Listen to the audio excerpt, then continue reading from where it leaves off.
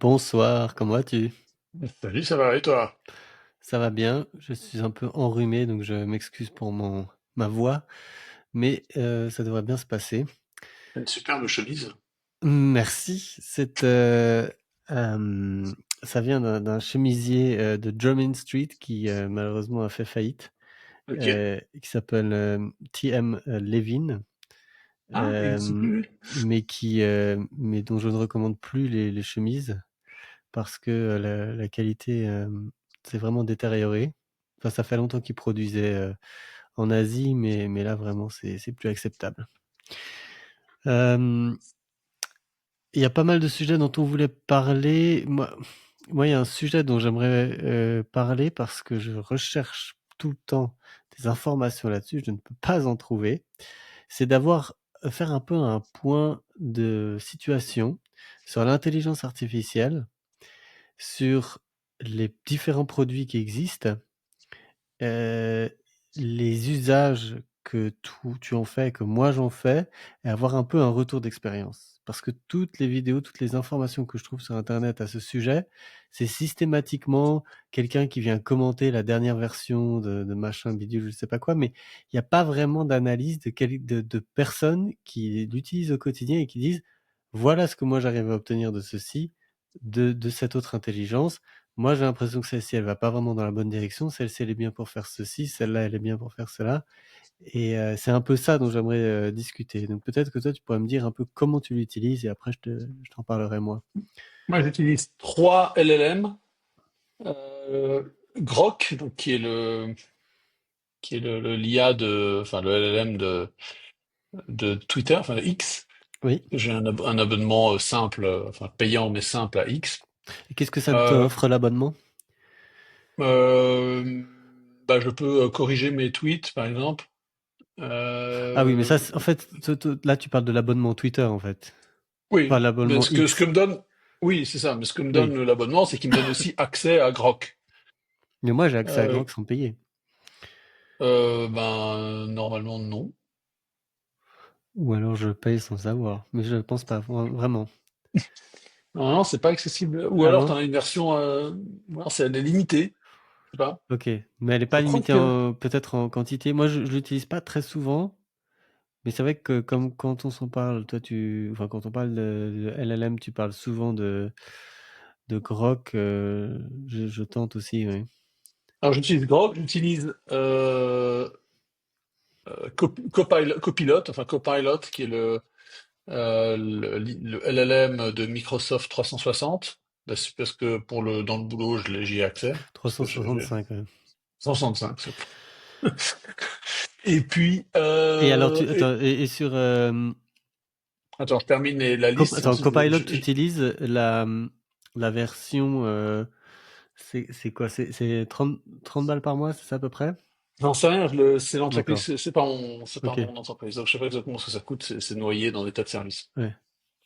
Et puis j'ai pris la semaine dernière, sur recommandation de je sais plus qui que j'entendais sur Twitter, sur YouTube, quelqu'un qui disait il faut absolument prendre l'abonnement à 200 € par mois, ou 200 $ par mois de ChatGPT, donc ChatGPT Pro le plus cher. Ah Ils bon, disent que ça fait vraiment une différence énorme, disait le mec. sur quel point Alors de vue? Parce je sais pas, ouais, c'est tu sais pas en encore. fait, déjà, t'es pas limité dans le nombre de questions par jour. C'est plus rapide aussi, semble-t-il. Tu peux générer plus de choses. Tu peux par exemple charger des documents dedans, lui demander. Enfin, c'est sans limite en fait. Tu peux utiliser énormément. Et Et donc, t'oses pas faire la même chose sur Copilot parce que c'est professionnel, c'est ça? non, mais je sais pas. J'ai l'impression que ChatGPT est mieux que Copilot. Enfin, Ok. j'ai l'impression. Je fais un essai, hein. Oui, oui, bien sûr. Je sais pas trop. C'est Alors, intéressant. j'en fais un usage. Alors, venons aux usages.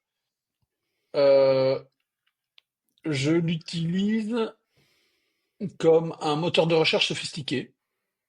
Oui. Je les utilise comme des moteurs de recherche sophistiqués. C'est-à-dire, qu'est-ce que tu peux me dire sur, qu'est-ce que c'est que, trouve-moi des informations sur. Tu utilises des Euh, éléments d'actualité? Pas C'est-à-dire, vraiment. si quelque chose s'est passé il y a pas très longtemps, non.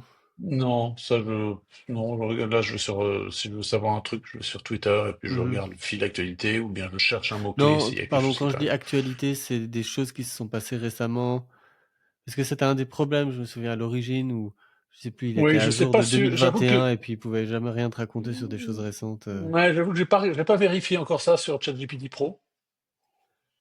Euh, je suis en train de faire les premiers tests où je lui charge des documents et puis je lui demande de me faire un résumé. Mais là, je maîtrise pas encore tout à fait les prompts, c'est-à-dire les instructions, la façon de formuler des instructions pour lui faire faire un travail. Et tu parles de quel genre de travail? Par exemple, résumer, faire une présentation plus courte d'un très gros document. Mhm. Euh, Là, j'y avais touché vaguement la semaine dernière et puis bon, j'avais pas de nécessité absolue de le faire.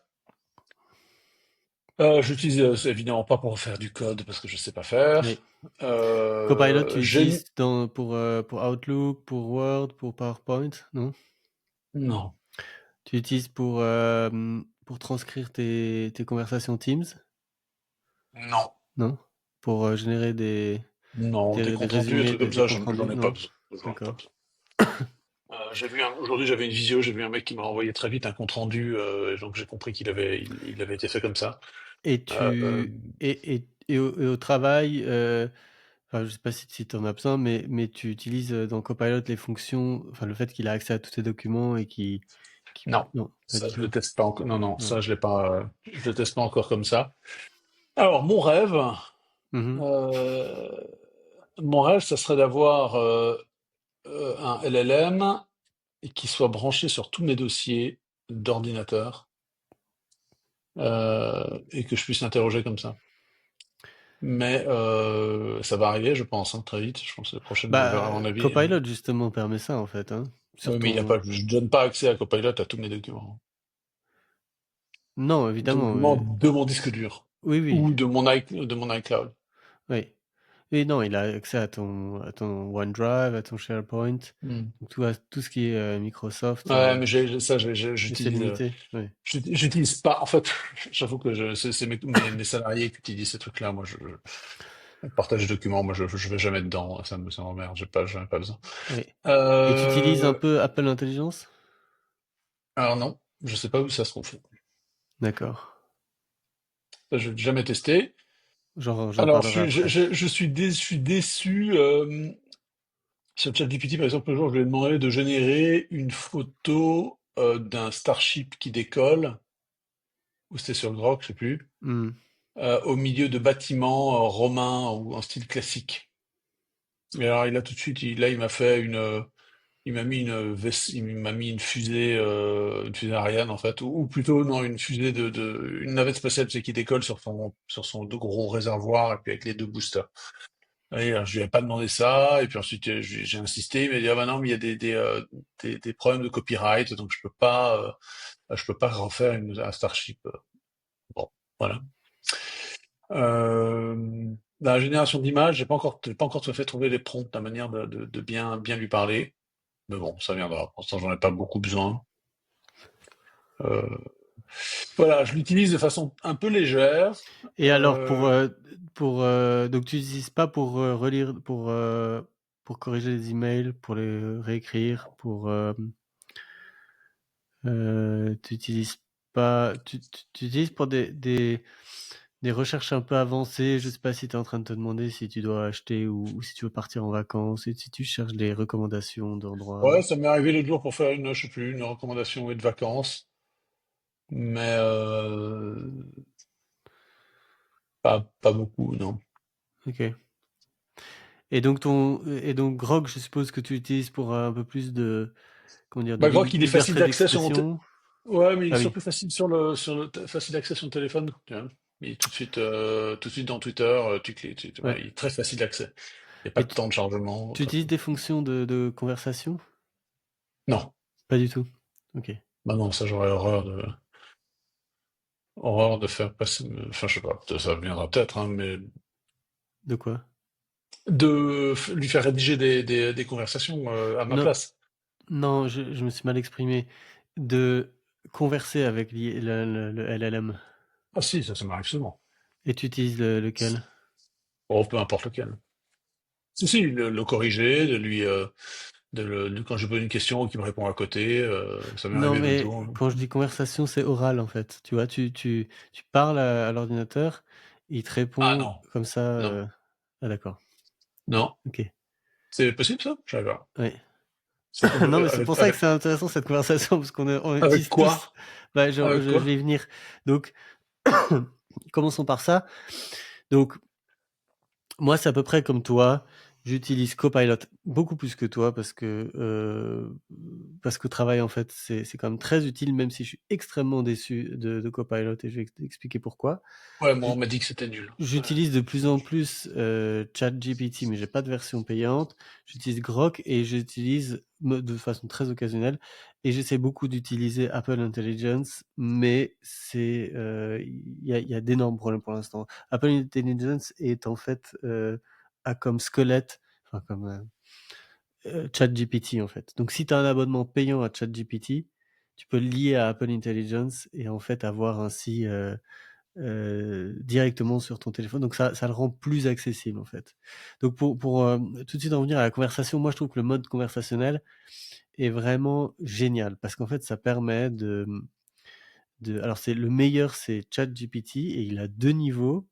Il y a le niveau gratuit et le niveau conversation avancée où le style est incroyablement naturel de conversation. Vraiment par rapport à tout ce que j'ai essayé, ce que j'essaye de plus en plus de dicter des choses en fait à l'ordinateur plutôt que de les écrire, des messages, etc. Et puis de faire en sorte que ça soit repris. Mais aussi de pouvoir avoir des longues conversations, par exemple quand je suis dans la voiture, je peux allumer en fait la conversation de ChatGPT et avoir des longues conversations avec lui sur pas mal de choses. Alors, Et alors le gros problème, c'est que je n'arrive pas à l'arrêter, c'est-à-dire qu'il est toujours en train de t'écouter. Puis tu peux laisser passer 5 minutes, parler avec d'autres personnes dans la voiture, il sera toujours en train d'écouter et parfois il va interrompre. Mais enfin, c'est vraiment incroyablement fluide et c'est vraiment... attends, c'est quoi quelle interface tu utilises hein, pour faire ça? Alors tu vas sur ChatGPT et tu appuies sur le petit microphone. Non, ou soit le petit micro... Non, à côté du petit microphone, je crois qu'il y a des petites vagues. Et à ce moment-là, tu as une espèce de cercle qui apparaît et tu lui parles. Et une fois que tu as terminé de parler, il commence à s'animer un peu comme un hexagone ou je sais pas quoi. Il tourne un peu et puis il te répond. Alors, le problème d'interface là-dessus, c'est que t'es jamais vraiment sûr qu'ils soient en train de t'écouter, que t'es pas en train de parler dans le vide. Et surtout quand tu donnes une phrase de 2 minutes, c'est pénible en fait. Le fait qu'à la fin, bah, il n'est pas écouté. Enfin, je trouve ça très frustrant. Donc, il faudrait qu'ils trouvent un moyen de dire, voilà, de montrer clairement, là, je suis en train d'écouter. Mais, mais à part ça, c'est vraiment très très bien. Et bizarrement, il y avait ça sur Copilot et ça existe encore sur la version gratuite et sur la version payante d'entreprise qui est pas bon marché pourtant. Ils l'ont retiré, ce qui est vraiment complètement ridicule et ça m'agace énormément. Ça m'oblige en fait à aller utiliser de l'autre côté. Et alors, j'étais très impatient d'avoir Apple Intelligence. Donc Apple Intelligence, il faut avoir un iPhone 15 Pro ou un iPhone 16 et 16 Pro. C'est uniquement ceux-là qui ont ça. Et ou alors un MacBook de la génération M1, c'est-à-dire 2020, tous les suivants, et les iPad M1, c'est-à-dire je crois 2021 ou 2022. Donc c'est un de ces appareils-là. Et à ce moment-là, ça en fait ça change Siri. Siri qui était complètement débile jusqu'à présent devient un peu plus intelligent, mais en fait c'est un peu un système bancal pour l'instant. C'est que donc on peut lui donner accès, ouvrir un compte ChatGPT derrière, enfin lui connecter les deux et lui demander spécifiquement de chercher sur ChatGPT, mais en fait ça prend pas mal de temps parce que généralement quand on lui pose une question, si je sais pas si je lui dis réveille-moi à 7h30 demain matin, là il va utiliser Siri normal. Mais si je lui pose une question plus compliquée, alors il va tout de suite comprendre qu'il faut demander sur ChatGPT. Alors là la réponse prend beaucoup plus de temps. Et, et ce qui est complètement incompréhensible sur Apple Intelligence, c'est que la qualité des réponses n'a absolument rien à voir avec ChatGPT. C'est-à-dire que c'est vraiment beaucoup moins bien, beaucoup plus souvent il s'arrête. C'est pas possible d'avoir vraiment des conversations qui sont enregistrées, de retrouver des choses sur lesquelles on parlait, ou je lui demande une réponse et puis il me la montre et puis tout d'un coup elle disparaît et puis je peux pas la retrouver. Il y a plein de choses qui sont vraiment mauvaises, mais l'avantage de Apple Intelligence, et là ça te concerne toi, c'est que il va être capable, je pense, dans une version future, d'avoir accès à tes documents en fait.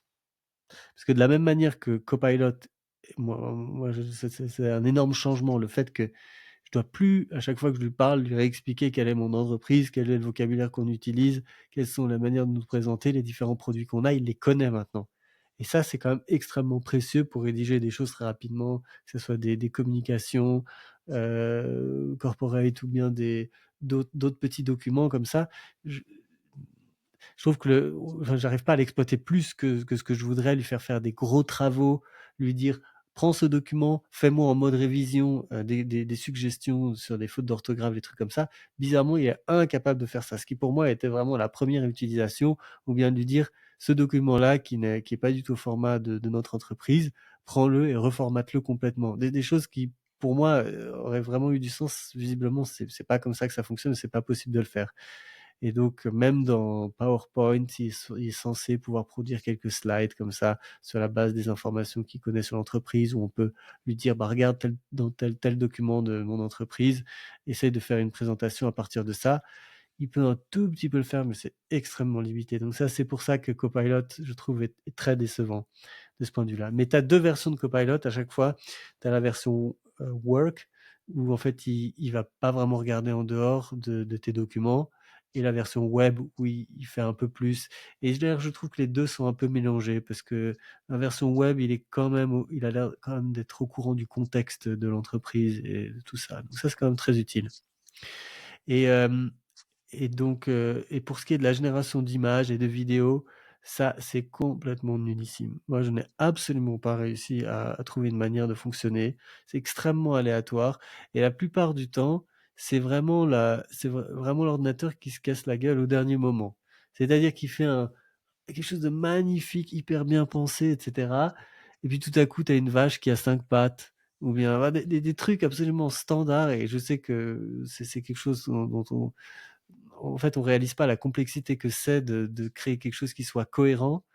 Mais c'est vraiment, moi, je ne vois pas, tant qu'ils n'auront pas réussi à résoudre ce problème de cohérence fondamentale, je ne vois pas en fait en quoi ça pourrait être utile. Et toutes les démonstrations qu'on a dans les keynotes de Google, de Apple, etc., tout ce qui nous montre comme étant soi-disant généré de façon artificielle, j'y crois pas une seule seconde. Ils ont simplement fait récupérer une image qui est à peu près générée par l'IA. Et puis, en fait, derrière, il y a eu des graphistes qui ont passé 5, 6, 7 heures Mmh, à mmh. essayer de récupérer tous les détails. Et la preuve, c'est que quand tu prends les mêmes prompts, donc les mêmes instructions que tu vois dans la publicité Apple ou dans la publicité ChatGPT ou je sais pas quoi, ou DALL-E, en fait, et que tu les remets dans le système, tu retrouves pas du tout la même chose. Et donc, en fait, ça les rend c'est vraiment, moi, je trouve que ça fait plus perdre de temps qu'autre chose. Et en plus, c'est même irrécupérable. Parce qu'en fait, même moi qui m'y connais un peu en graphisme, les bêtises que fait l'IA sont en fait très pénibles à récupérer derrière, ou presque impossibles pour moi. Il y a aujourd'hui c'est pas mal qu'on parle des LLM, hein. Il y a aujourd'hui, il y a les Chinois qui ont sorti, ou c'était hier, leur LLM qui s'appelle DeepSeek. Oui, j'ai entendu, oui. Qu'apparemment, ils ont, Et ils ont créé en 2 mois, et pour 6 millions ouais, d'euros. pour rien du tout. Et Ce le qui, à mon résultat, avis, c'est est à que, nouveau un mensonge. alors, c'est peut-être un mensonge, mais je lis que DeepSeek a effacé aujourd'hui 1000 milliards de capitalisation boursière dans la tech. Ah bon? Ouais. Nvidia s'est effondré de 13% aujourd'hui. Ah oui. C'est-à-dire, qu'est-ce que ça veut dire? Ça veut dire que les Chinois ont montré que on pouvait construire une IA, un LLM, pour rien du tout. Et donc le prix du LLM s'est effondré. Et sachant que les Chinois n'ont pas accès au matériel, aux puces hyper sophistiquées de Nvidia, Nvidia était le fabricant, enfin, Hmm, jusqu'à présent, le fabricant de puces oui. que tout le monde s'arrache, taïwanais, donc pas accessible, pas vendu en Chine, mais surtout je crois que les Américains interdisent à Nvidia de vendre en Chine. Eh bien, malgré l'absence d'inaccessibilité de Nvidia, les Chinois ont construit un super LLM, semble-t-il. Alors, apparemment, il doit être très utile. Alors moi, je me suis amusé à l'utiliser, à le faire cracher par la censure. Donc je me suis, alors je l'ai pas inventé, j'ai vu ça sur X. Il y a quelqu'un qui poste une capture d'écran mobile, enfin filmée, si tu veux, capture d'écran oui, mobile.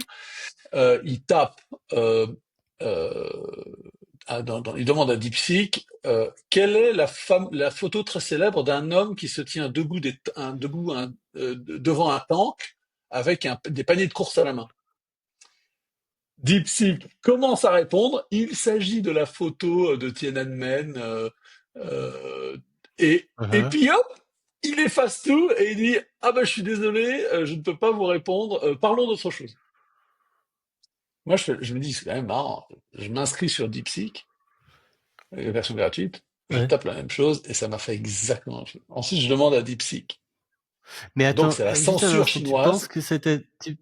tu penses que c'est des gens derrière leur clavier? Non, non, non, c'est que DeepSeek se rend compte qu'il est en train de parler d'un sujet dont il n'a pas le droit de parler.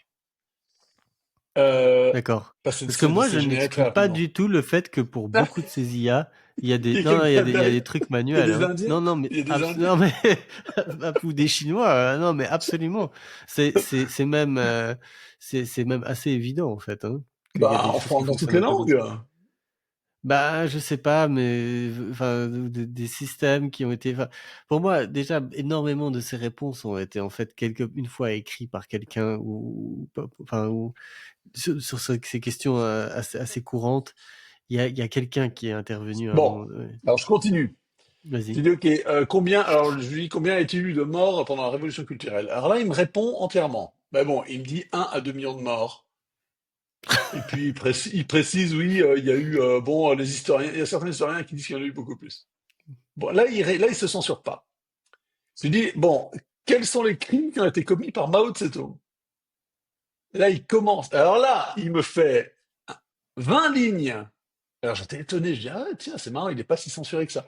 Il me fait 20 lignes sur les crimes de Mao Tse-tung, et il efface tout, et il ressort la même réponse que tout le monde, qui m'avait dit auparavant. Oups, je suis désolé, mais parlons d'autre chose. Incroyable. Et Mais enfin, dernier moi, essai, je suis pas et suffisamment sur, bon techniquement pour savoir si c'est effectivement possible qu'ils sortent un truc et qu'après qu'ils disent, oups, je me il suis écrit trompé. à toute vitesse. Bah écoute, il écrit à toute vitesse, et ensuite il t'efface d'un coup. Essaye-le, essaye, Non, va non, sur mais DeepSeek. je vois l'idée, je remets pas ça en cause, mais je suis pas suffisamment bon calé techniquement pour savoir comment fonctionne le LLM et Hein. si effectivement il est capable de se corriger comme ça. Bah oui, moi je pense que oui. Et puis, dernière question, je lui demande, mais pourquoi est-ce que Xi Jinping est souvent comparé à Winnie l'ourson? Tu sais, la figure de Winnie l'ourson est interdite en Chine parce qu'en fait, les Chinois l'utilisaient parce que Xi Jinping ressemble à Winnie l'ourson. Et donc, ils se foutaient de sa gueule en le comparant, en postant des photos de Winnie l'ourson. Et donc, aujourd'hui, Mhm. Winnie l'ourson, c'est interdit. Et donc, là aussi, il commence à me répondre quelques mots. Il commence à me faire une réponse, bah ah oui, parce que Xi Jinping, et C'est trop drôle. il s'efface tout et il me refait la réponse. Oops, I'm sorry. Attends, c'est quoi déjà la réponse exacte qu'il me fait? Euh, il me poste. Euh, Sorry, that's beyond my current scope. Let's talk about something else.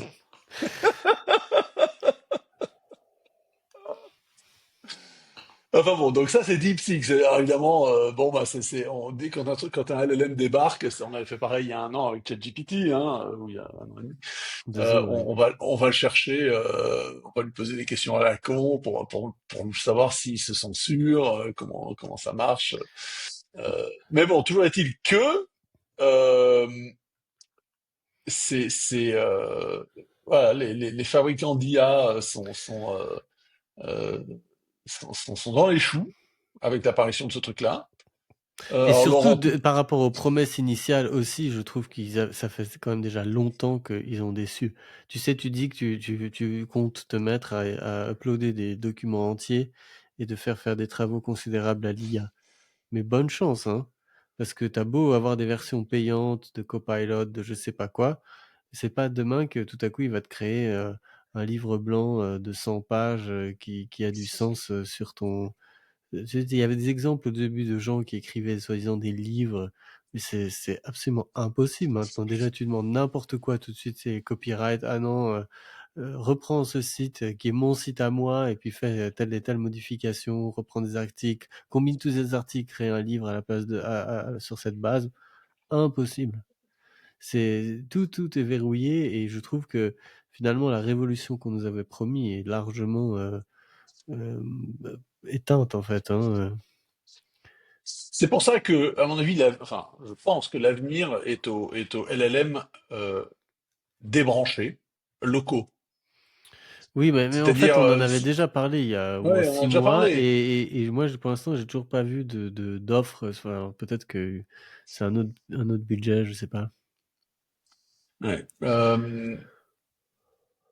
C'est Tu t'es renseigné un peu sur le sujet du LLM ouais, je me privé? suis renseigné, j'ai eu toute une discussion avec un gars qui s'y connaît un petit peu, qui d'ailleurs nous disait que Copilot était nul, euh, que les IA sont mauvaises en calcul. Alors ça, il faut jamais demander un raisonnement mathématique ou à une IA de te faire des calculs si tu les vérifies, sans les vérifier. Alors ça, je l'ai encore vu la semaine dernière, j'avais fait tout un, Mais je pourtant, les cherchais, calculs sur je s'il faisais y a une bosser, femme, toutes les femmes ont qu'un seul enfant, en combien de générations est-ce que l'humanité s'éteint? Ça, c'était assez fiable, non? Moi, j'ai pas refait les calculs derrière, mais bah, moi, je l'ai fait avec les chiffres de la natalité chinoise parce que j'avais lu que la population chinoise était beaucoup plus faible que ce qu'on oui. disait. J'ai essayé de reproduire les calculs et puis j'ai pas réussi. Je trouve et puis je le prenais à faire des fautes. Ah oui. Tu sais, j'ai déjà pris, je sais plus si on en avait parlé, mais je l'avais pris la main dans le sac en train d'inventer des citations de la Bible. Hein. ChatGPT, il y a 2 ans, 1 an et demi, 2 ans. Je sais plus, je lui donne-moi les citations. Donne-moi toutes les citations de la Bible qui parlent de je sais plus quoi. Puis il m'en sort 5 ou 6. Et puis moi, en bon théologien, je vais vérifier, à chaque fois qu'il y a une citation, je vais vérifier la source. Ce que j'avais appris dans mes études. Toujours vérifier une citation. La remettre dans son contexte et tout. Et puis je m'étais rendu compte qu'il avait inventé, je dis mais attends, mais tu m'as inventé une citation, elle n'existe pas celle-là. Oh pardon! Tu sais, comme ils font toujours. Ah, je suis désolé, ouais, disons, tu te prends pour un con, je peux pas te faire confiance, quoi.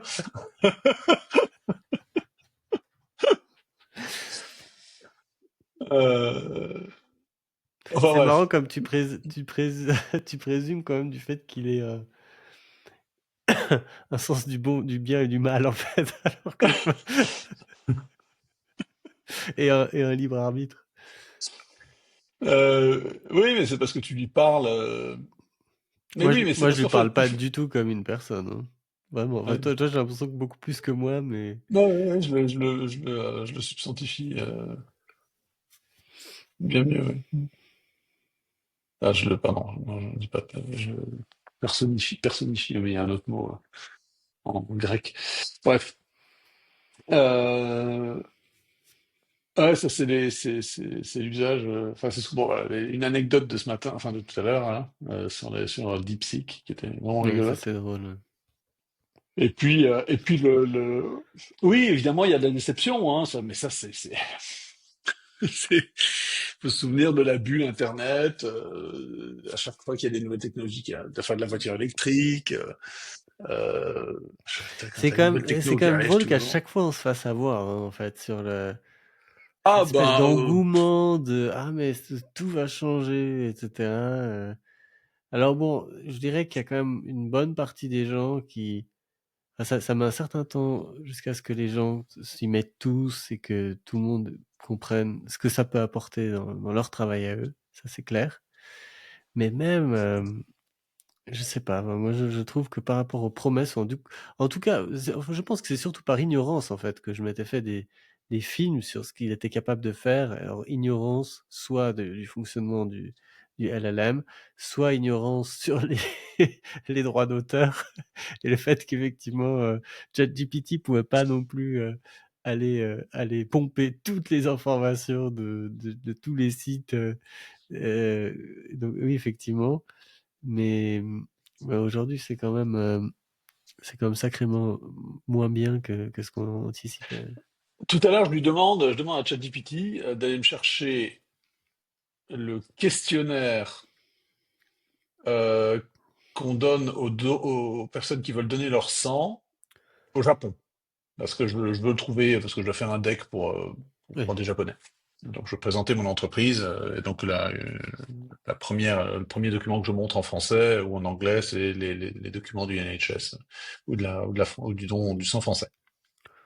Et alors il me sort il me dit, je pensais qu'il allait pouvoir me trouver ça en japonais, puisque et alors il me sort les références françaises, belges, etc. Et puis il me dit, mais non, je suis ah non, alors pour le Japon, j'ai rien trouvé.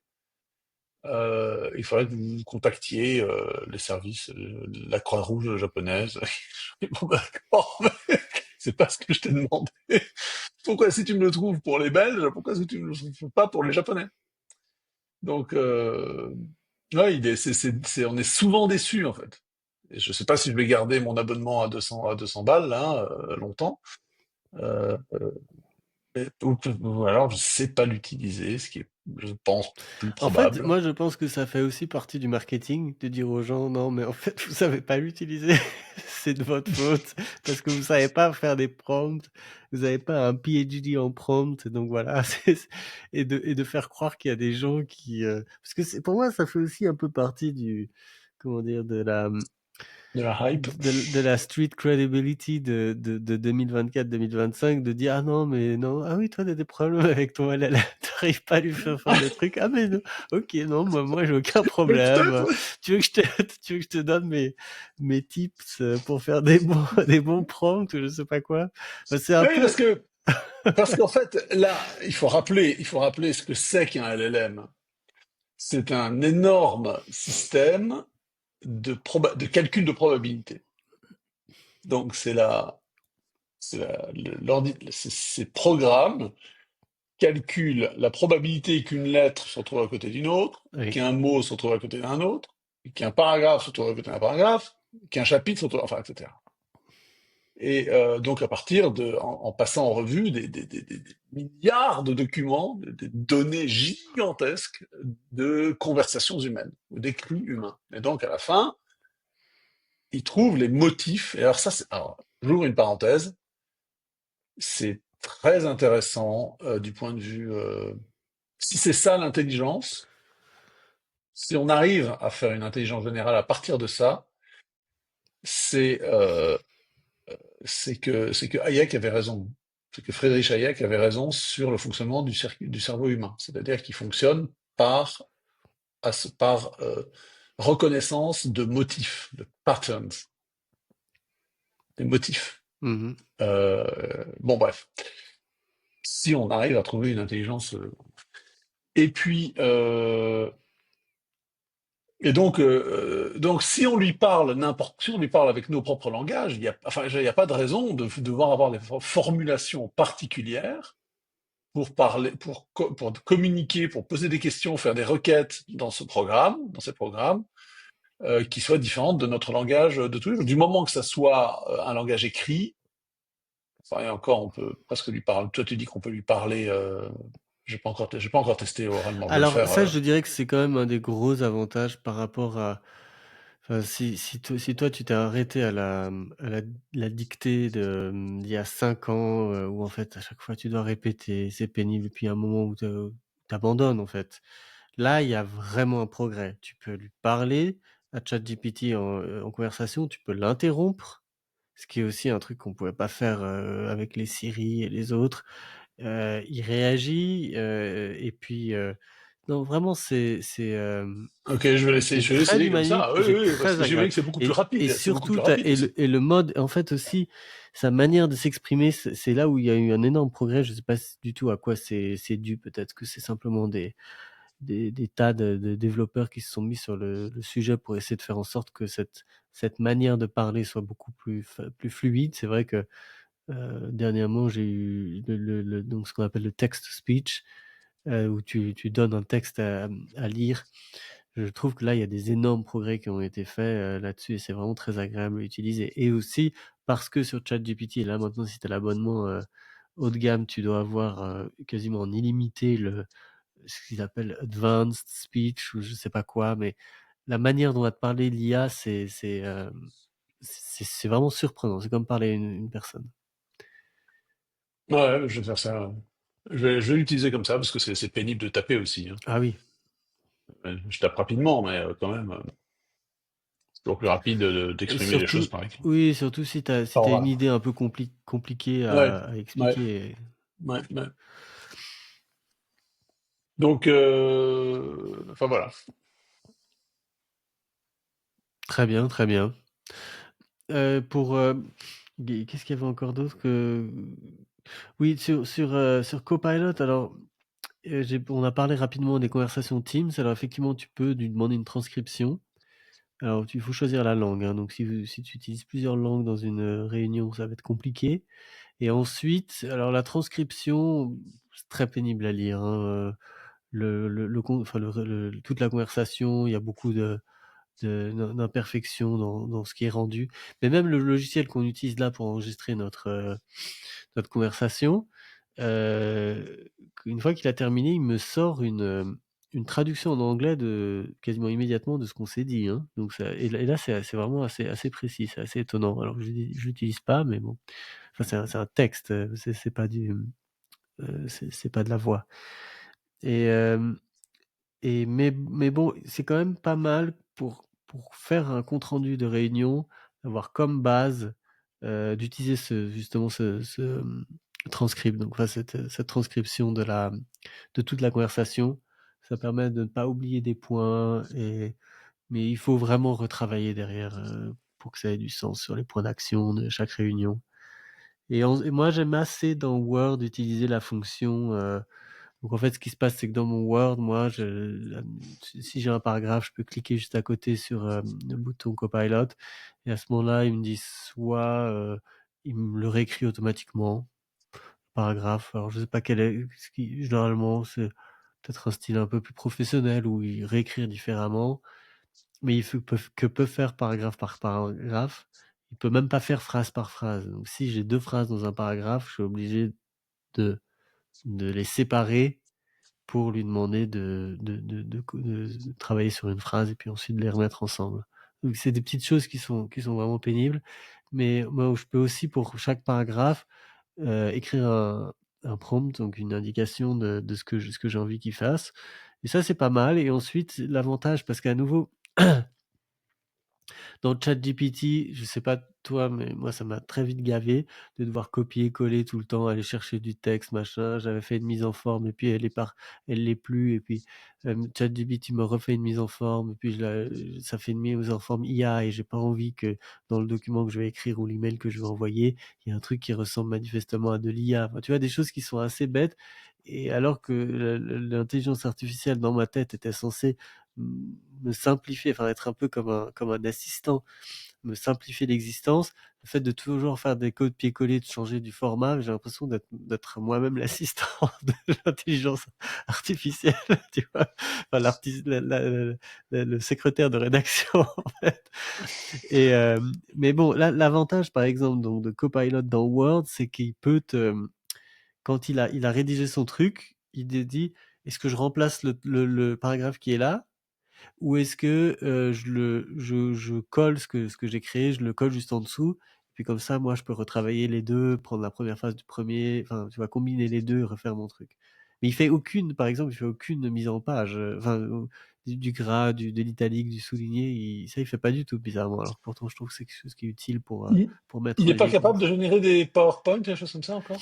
Si, Non. il peut Ah ouais? gérer quelques slides, mais moi ça m'arrive, j'ai pas le cas de figure en fait où je commence à partir de zéro et puis je dois faire un PowerPoint complètement nouveau. Et donc c'est assez rare que ça soit utile. Moi je vais travailler sur la base d'un PowerPoint existant ou des choses comme ça.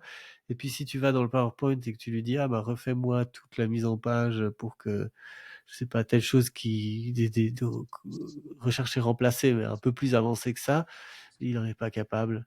Il peut, ce qui est pas mal, mais alors ça c'est vraiment pour des managers, c'est que dans un PowerPoint, tu peux lui poser des questions au sujet du PowerPoint. Donc tu lui dis, quels sont- mais à nouveau, je pense que comme tu disais au sujet des calculs, il faut se méfier, et donc tu peux peut-être pas lui faire 100% confiance, mais tu peux lui poser des questions sur les différents éléments du PowerPoint. Et puis, comme c'est Copilot et qu'il connaît tout ton Drive, tout ton SharePoint, il peut aussi t'ajouter des éléments d'autres documents. Mais mais bizarrement, enfin, peut-être que dans d'autres entreprises, c'est un cas de figure qui est fréquent, de dire, ah, bah, va chercher dans tel document et puis ajoute quelques chiffres de ce document qui peut être un Excel ou un autre Mm. dans Mm.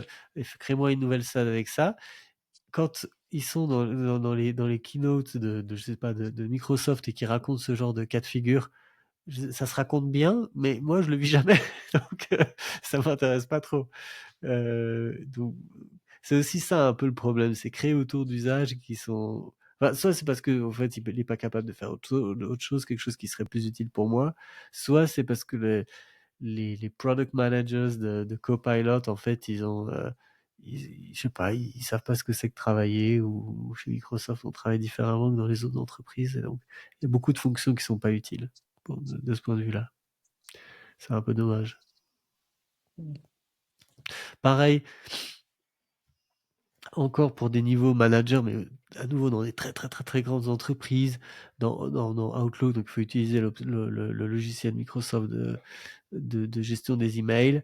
Il fait des résumés je sais pas, quand il y a 15 emails dans un fil, on lui dit, bon, rappelle-moi un peu quel est le contexte. Et donc là, mais je l'utilise jamais ça, parce qu'en fait, je sais pas, mon entreprise est trop petite et donc je me retrouve jamais dans une situation où je débarque sur un sujet et j'ai vraiment besoin que l'IA me mette à jour. Voilà. Mais bon, je t'encourage quand même à explorer plus Copilot, surtout si tu l'as, parce que je pense que ça pourrait répondre à quelques-uns des besoins, enfin, en entreprise en tout cas, que tu as. Et peut-être même et en tout cas, moi j'utilise beaucoup des fonctions de Copilot pour lui poser des questions privées en fait, enfin, sur d'autres sujets, parce que il fonctionne plus ou moins comme ChatGPT. À un moment, je soupçonnais qu'il était vraiment beaucoup moins bien dans ses réponses. Et puis je me suis dit, tiens, je vais faire un test, je fais une question, et puis il se trouve qu'il est beaucoup mieux répondu que ChatGPT sur celle-là. Alors, c'est assez aléatoire, hein, vraiment. Je sais pas que conclure là-dessus. Mais ça m'intéresse d'avoir ton retour surtout sur les Ah conversations. ouais. Mais oui, ça va être ça surtout qui va me. C'est ça que je retiens surtout de notre échange là.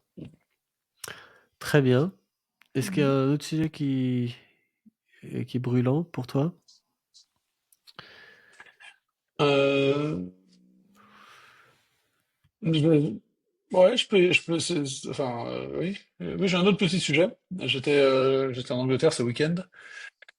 Je rendais visite à mon fils qui avait un week-end libre là de son internat. Et euh, et alors Oui, il se posait la question. Donc il a 16 ans. oui, Il a encore 2 ans et demi de lycée, enfin, l'équivalent du lycée. Et ensuite, il se pose la question de la nécessité d'aller à l'université ou pas. Il est, il se demande si ça vaut vraiment le coup de passer 4 ans de sa vie dans une université. Alors, je précise qu'il veut pas faire un métier technique qui nécessiterait des études, par exemple la médecine, où on est obligé de passer par une université ou par une faculté spécialisée. où il recherche pas un diplôme d'ingénieur non plus, voudrait faire des lettres, et puis ensuite travailler, soit faire du droit, ou bien travailler dans la banque, un peu Le dans droit, les ça nécessite secteurs quand même finance. de passer le barreau, non? Alors en anglais, ouais, mais j'ai l'impression, alors je suis pas tout à fait au courant, mais j'ai l'impression, par exemple, donc je me suis renseigné à Oxford, le droit est enseigné uniquement comme philosophie du droit. Donc j'ai l'impression que l'apprentissage du droit, de la technique du droit, se fait dans les cabinets d'avocats. Je suis pas sûr de ce que j'avance, mais j'étais très étonné d'apprendre que les élèves apprennent la philosophie du droit et pas la technique à l'université d'Oxford. Alors, je sais pas si ça vaut ce que ça vaut, mais je connais pas mal d'avocats en Pologne. Et effectivement, à chaque fois, ils font des études qui leur donnent à peu près rien, ou d'après ce que je comprends, rien. Et ensuite, ils doivent faire ce qu'ils appellent une application, enfin, donc une espèce de stage. Et c'est ça en fait qui valide leur capacité à, ouais, à l'issue de laquelle en fait ils deviennent effectivement avocats. Mais c'est plus qu'un stage en fait, hein. C'est vraiment, il y a des examens. Mais j'ai l'impression que peut-être il y a un peu le serpent qui se mord la queue, c'est que pour pouvoir être pris en stage, enfin, ou en apprentissage, disons, d'avocat, bah, il faut avoir fait les études. Et donc en fait, ça oblige un peu à faire les études. Mais je sais pas comment ça fonctionne en Angleterre, ouais. Bon, en tout cas, Bon, c'est très enfin intéressant voilà, comme question, oui. Et alors, bah oui. qu'est-ce que ça t'évoque, toi? Parce que déjà, à son âge, est-ce que tu te posais la question? Alors, j'aurais aimé qu'on me qu'on me mit devant l'alternative, qu'on me donne le choix, l'option entre faire des études et ne pas en faire. Parce que euh, à quoi servent les écoles, les études, en dehors des métiers où il faut une capacité, il faut un apprentissage technique, certaines techniques qui sont enseignées, donc ce sont disons, des études vocationnelles, je crois en anglais. Euh, la plupart du temps, les études ou les écoles servent à l'employeur, sont une garantie pour l'employeur ou pour un interlocuteur que la personne est intelligente et consciencieuse et qu'elle a appris Et une les certaine codes. maturité, parce que je pense que la différence entre un enfant de 18 et de 22, c'est aussi un peu la maturité, non? Bah, tu sais, oui, enfin, le cortex préfrontal des hommes ne finit pas de mûrir avant 26 ans. Oui, mais ce que je veux dire, enfin, ça aussi c'est vrai, mais je parle pas du fait d'avoir reçu quelqu'un en entretien, hein, et de réaliser qu'il peut y avoir des gens de 22 ans qui sont moins sages et moins matures que des gens de 22, de 18.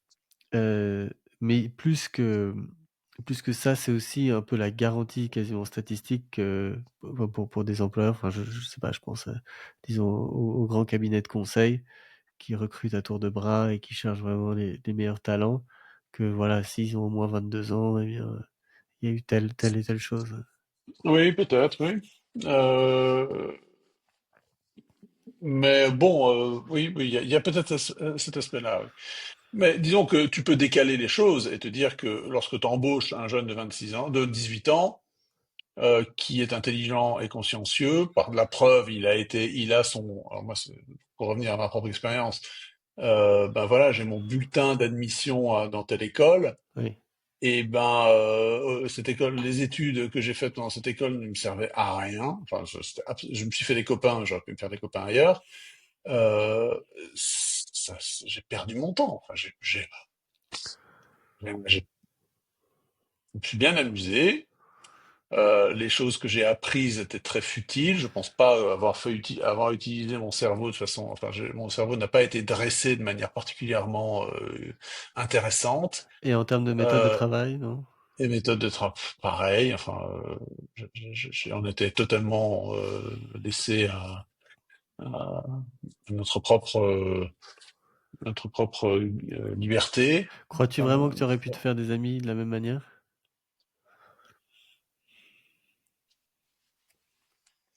ben, les amis que je me suis fait euh, pendant mes études. Alors ça, il y en a pas mal que j'ai rencontrés dans mes études mais on était aussi amis parce qu'on avait des activités communes ailleurs. Rallye, scout, sport. Oui. Et donc c'est parce qu'on faisait également ça, en dehors des études, que, ah bah tiens, dans les études, ah bah ça, on se connaît, alors on devient copains.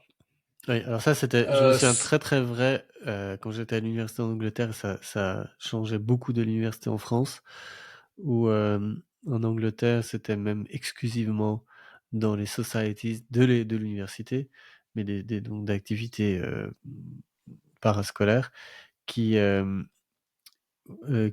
où en fait les gens s'ouvraient et se faisaient des amis. Et le fait qu'on soit qu'on étudie la même chose avait assez peu d'importance. Enfin, ouais. en tout cas pour moi qui étudiais l'économie, parce que les gens qui font médecine, euh, même mon épouse qui étudiait la biologie, c'était un peu une autre ambiance. Il y avait beaucoup plus de temps dans des laboratoires, etc. Et je pense qu'il y avait aussi un peu plus d'amitié qui se créait, qui se nouait à l'intérieur de ces cursus-là. C'est intéressant cette conversation parce que tu sais que moi, la proposition m'a été faite. Je sais pas si tu t'en souviens. Non. Notre père m'avait proposé soit d'aller aux études, soit il m'offrait un Chrysler PT Cruiser, qui était tu sais, cette voiture Je me souviens, ouais. néo-rétro de l'époque. Et, euh, et Ah, mais je j'ai... savais pas ça. Oui, oui. Et donc moi, je me suis posé à cet âge la question.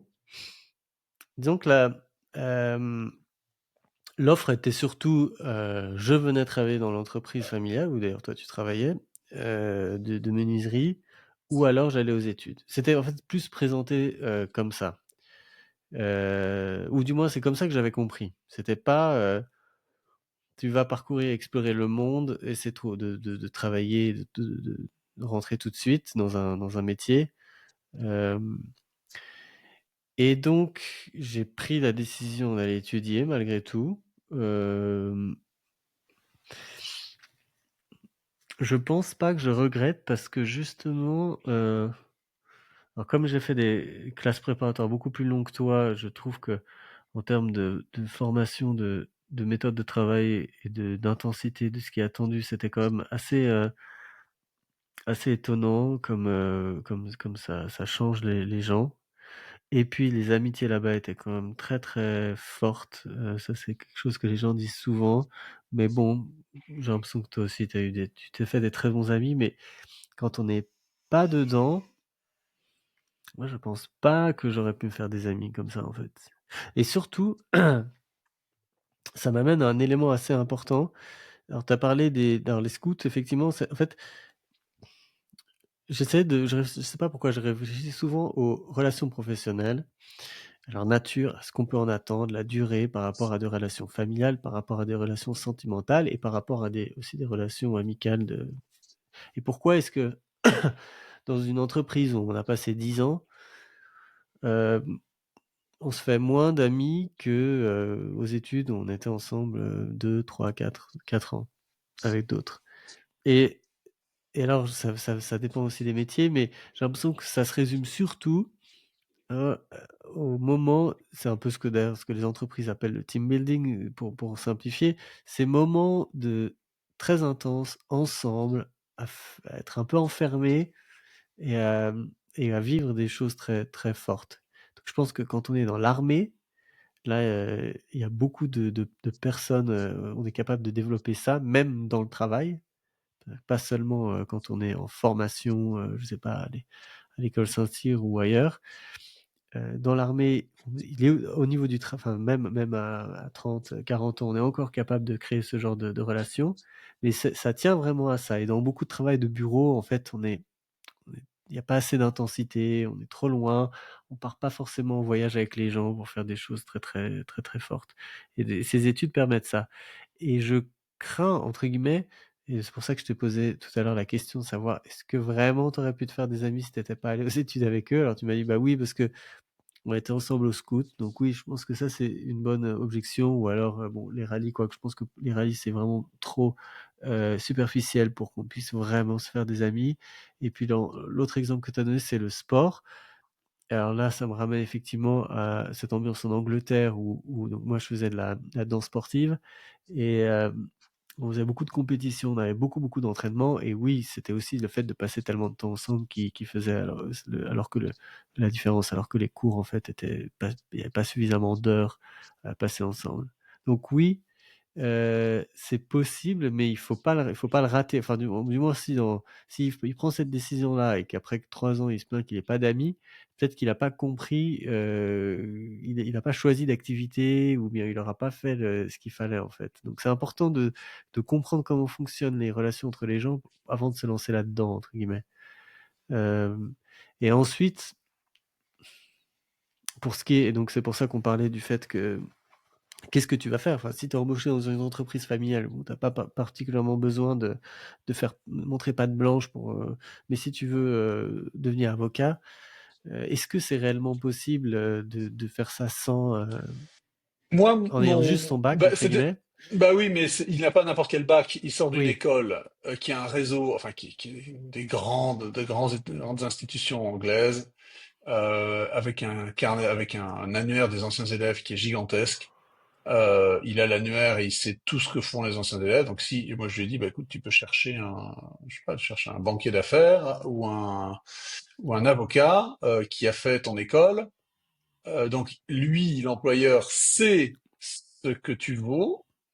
Il a une idée de ce que tu vaux. oui, Si en plus tu as ton bulletin d'admission à Oxford, ça signifie que tu es très bon, très intelligent. Et moi, je t'embauche. Un gamin qui vient avec comme ça, qui a fait, je sais ce qu'il vaut, je l'embauche. Alors certes, je l'embauche pas, je lui donne pas son salaire d'après enfin, après université, parce que je sais qu'il est encore jeune, qu'il est pas mûr, etc. Et donc je vais pas son apprentissage que de toute manière devrait faire, même s'il avait 22 ans à la fin de ses études. Euh, il- Bon, bah là, l'apprentissage, il va le commencer un peu plus tôt, il sera beaucoup plus malléable, beaucoup plus disponible, beaucoup plus rapide. Je pense qu'il y a pas mal de métiers, je sais pas, le marketing. Imagine, qui avons fait du marketing direct. T'as un gars qui, pour prendre l'équivalent pour nos auditeurs français, un gars qui sort d'Henri IV, il a fait passer son bac à Henri IV, bac scientifique à Henri IV, il est admis en maths sup à Louis le Grand ou à Henri IV, mais ça l'emmerde, et puis de toute façon, ou en prépa HEC à Ginette, c'est là qu'il a une chance sur deux de rentrer dans une des 5 meilleures écoles de commerce de France. Mais il dit, ah bah tiens, j'aimerais bien commencer le marketing. Bah écoute, de toute façon, tu l'apprendras pas, le marketing, tu l'apprendras pas à l'école. Et si tu veux faire une spécialisation en marketing, je t'en paierai une professionnelle, tu passeras une sorte de certificat à HEC ou je sais pas où, euh, et tu fais ton apprentissage de marketing. Il y a plein de métiers dans les entreprises qui sont comme ça. alors Et oui, donc, en fait, moi j'ai l'impression que c'est possible, mais uniquement dans des petites entreprises. Donc tu parlais de la banque ou enfin, de la finance. il y a Et quelqu'un qui bouge, il y a quelqu'un qui bouge derrière toi. C'est ton fils? oui, il y a quelqu'un qui est dans le lit. Euh, il y a un animal, une bête. Donc, euh, en fait, admettons que il veut aller, disons, chez Goldman Sachs, ça fonctionne pas comme ça, en fait. Et donc, c'est assez simple. Ils regardent, ils veulent des gens qui ont fait des études. En fait, c'est une espèce de checklist. Il faut avoir fait étudier la finance. C'est effectivement mieux d'être allé dans telle école. Et je ne vois pas vraiment de enfin, parce que ça fonctionne un peu comme des rails, qui vont avec une gare qui soit au bac. Il y a pas de gare au bac, là, la gare, elle est plus loin et donc pour ça, ça va pas. Si tu veux rentrer dans les grandes entreprises de conseil en stratégie et cetera, ça va pas non plus. En fait, ils ont trop de candidats et donc ils sont obligés de sélectionner d'une manière ou d'une autre. Et il a beau être excellent, etc. En fait, c'est pas, ça va pas. Donc, il faut simplement se réconcilier avec ça. Or, à nouveau, ce sont, en fait, d'ailleurs, le fait d'avoir fait des grandes écoles, puisque toi tu dis, bah regardez, pensez à quelqu'un qui, enfin, c'est toujours un peu ça, c'est penser à quelqu'un qui sort d'Henri IV, donc, bah, tampon Henri IV. Donc, maintenant, on sait de quoi on parle. Ou alors, pensez à quelqu'un qui est allé à Oxford ou qui a fait HEC.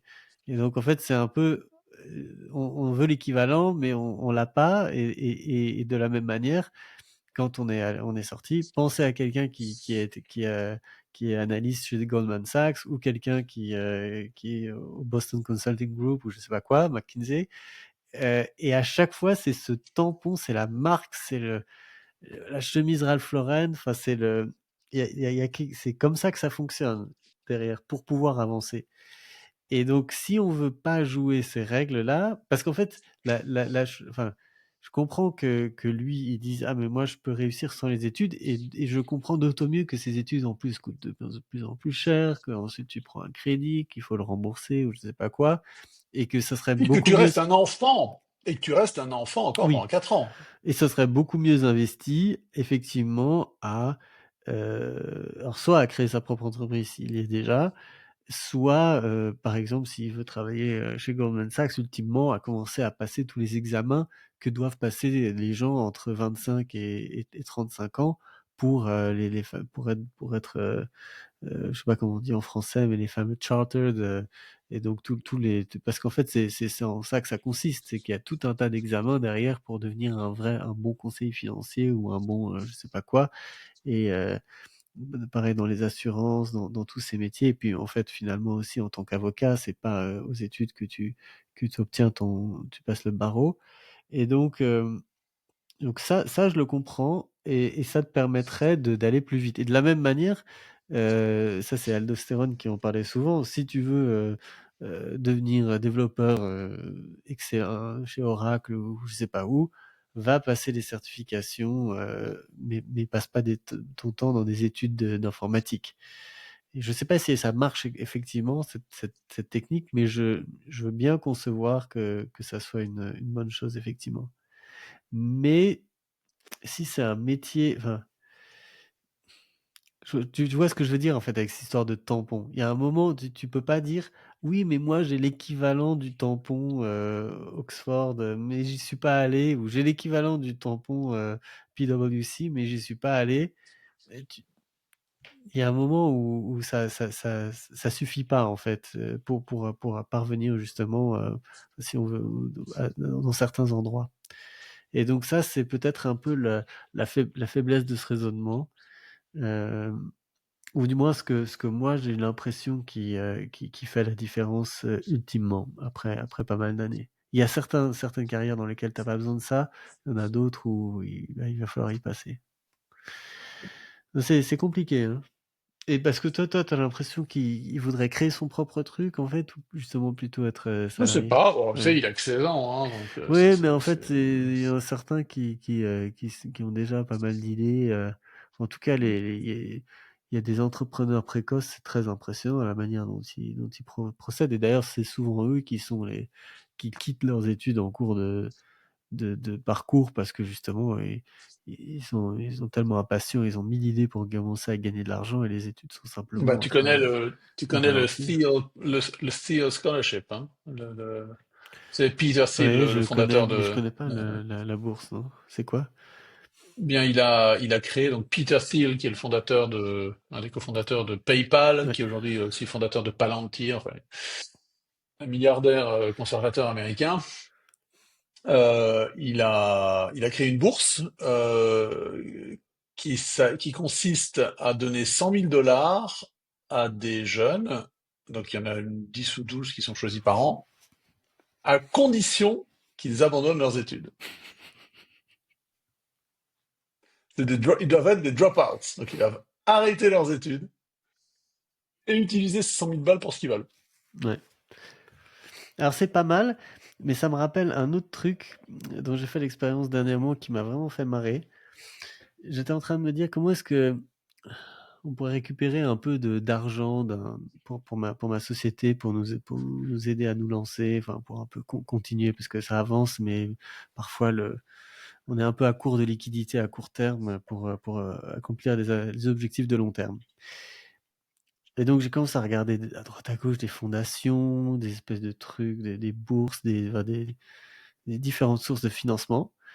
Et ce que j'ai remarqué de façon absolument majoritaire, c'est que généralement, les qualifications, enfin, les critères qu'il faut remplir pour recevoir de l'argent pour son entreprise, c'est euh, être encore étudiant, donc n'avoir aucune expérience professionnelle, ne pas avoir créé la société, c'est-à-dire avoir un peu...